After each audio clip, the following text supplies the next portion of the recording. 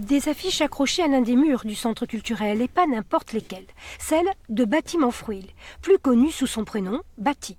Le dessinateur propose aux visiteurs une déambulation à travers les différentes facettes de sa production artistique.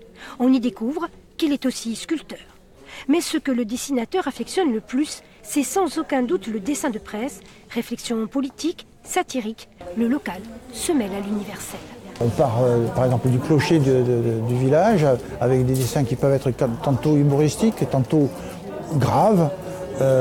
Et on arrive aux problèmes qui se posent au monde, en passant par le problème des femmes, de l'intégrisme.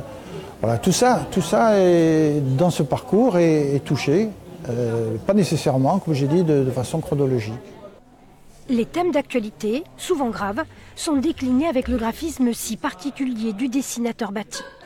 Soin du détail, rondeur des éléments, contraste des couleurs, des dessins devenus ici des tableaux numérotés, imprimés en édition limitée.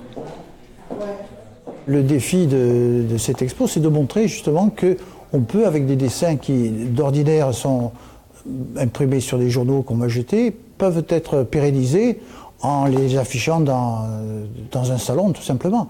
Et de quelle façon? Un peu comme on fait avec certaines photos, imprimées sur ce matériau nouveau, moderne en tout cas, qui est une espèce de composite résineux avec des plaques d'alu, qu'on appelle le Dibond.